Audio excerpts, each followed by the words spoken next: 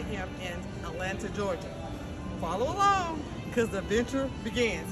And the next time I decide to travel with 100 pounds of luggage, y'all tell your girl not to do that, because this is not fun.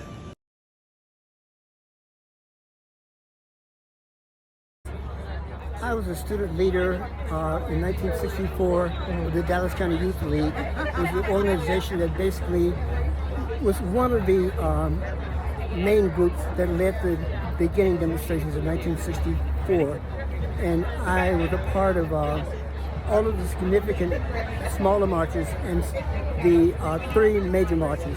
I was a part of, I marched with John Lewis on Bloody Sunday and Hosea Williams. Oh my goodness. I was number 6 in line behind John and Hosea. Oh wow. And then I marched with Dr. King on Turnaround Tuesday, which was the second march. And I marched from the 54 miles from Selma to Montgomery, and the Selma march to Montgomery. Oh my goodness. And, was actually in the meeting at Brown Chapel Church when Dr. King and Andy Young and Hosea Williams and John Lewis and Reverend Abernathy actually made the decision to march to Montgomery. And so, thank you. Barely 1960, that started a wave. Reliable lieutenant. Reverend Abernathy was his friend, but Andy was his executive. And Andy met us here, and he told us, he said, we're going to march, but we don't know what's going to happen. We just don't know what's going to happen today. He said, but in case, let me tell you a few things. One, if they use their billy clubs to capture you, to try to attack you, then protect your head by basically covering your head like that. If they try to use their billy clubs to hit you in the stomach, you ball into a knot to try to protect yourself there. But in the chance that you use tear gas, because it's a gas, make sure you, do 2 things. One, if you can take a wet handkerchief with you, and that'll help you sort of oxygenate yourself. But also, since it's a gas, get as low to the ground as you can, because the gas will rise. And that happened to have been one of the most important things for me and many others to have heard from Andy, because by the time we left here and got to the across the Edmund Pettus Bridge, this is a sequence, so we won't go there all the way yet. But what was significant about him saying that is that I'm not sure if you've ever been around tear gas before, but it implodes your lungs, it burns your skin, it makes your eyes water. The only escape you can do is to escape, to try to get away from it. And what we did was to actually, me and many others did who had heard Andy, we actually left the highway and went as close down toward the river as possible, which was a low-lying area. And in fact, what happens is that I was down there long enough with some other folks to get enough oxygen in my lungs to get back up to the highway and back to Brown Chapel Church. But we'll tell the rest of that story once we get to the bridge. Thank you, Mr. Charles. Thank you. My mother and my father were the first and second people to register in this county to vote as a result of the passage of the 1965 Voting Rights Act. And this, my mother's name is spelled wrong here. How do you pronounce your mother's name? Artist. A-R-D-I-E-S, artist. Signed up into Jose and John, Bob Nance, and Albert Turner. I thought it was Benny Tucker, who had been a Selma University student, on my left, and me, number 6 on the right. But there's not a real good picture of that person. And I tend to think that it wasn't Benny Tucker, so that's a mystery, because I'd always told people that, like, the only reason I got so much credit is because I was the last person living, But it turns out that Benny Tucker's still living, so if it was him, there is one other person who's probably still living who was sitting toward the front of the line. But we lined up we left here silently. Somebody asked, did you say anything or did you sing any song? Too somber for that to happen. We lined up here, marched out to, this used to be called Sylvan Avenue. now Martin Luther King.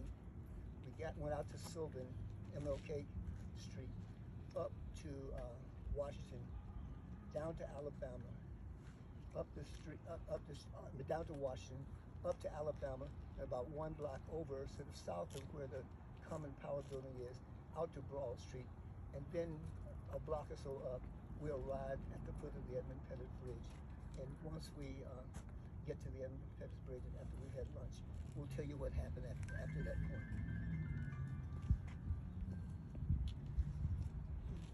It's an honor to be on the spot again, especially with a group of folks like you.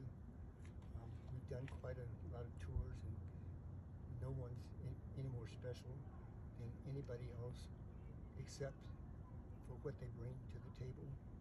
And for some intangible reason, you brought a lot, and I'd just like to thank you for it. Thank you. This is holy ground, and you guys are helped me and reminded me of just absolutely how holy it is. Not because one person stood here, but the community stood here and did something that was special. And just simply being specially human and asking to be treated like everybody else is treated. Just a very simple request. And that started here and created a momentum that still boomeranging. Thank you.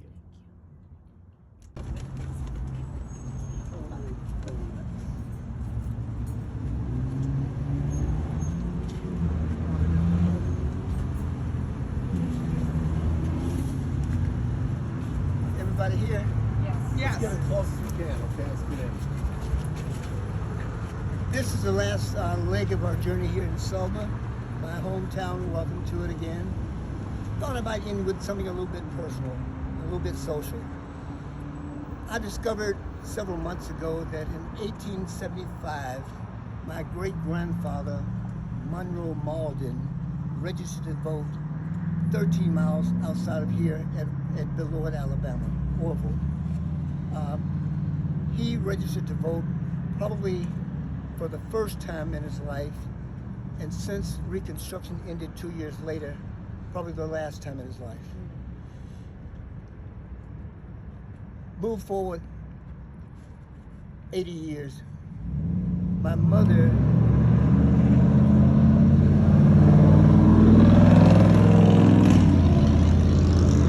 became the first person to register in my family in 1965. So, in fact, my parents on my father's side basically existed in disenfranchisement for 80 consecutive years, from the first vote to my parents becoming registered voters again. Many people ask me, how did your parents feel? They were scared as shit about me going across the bridge. But once I went across the bridge, it wasn't that they became politicized. They were still simple black folks who got up every morning at 6 and went to work, didn't bother white folks, raised 7 kids and paid a mortgage on a house that housed us and fed us. What they did is react personally to what someone did to their child. And so this has a little bit to do with what went wrong with the Democratic Party a little bit. And this is not an answer to what I think went wrong, but this is just a suggestion that something you might consider. It wasn't my mother and my father's politics that made them register to vote. It was the fact that something very personal happened, you know? What started the civil rights movement was very personal.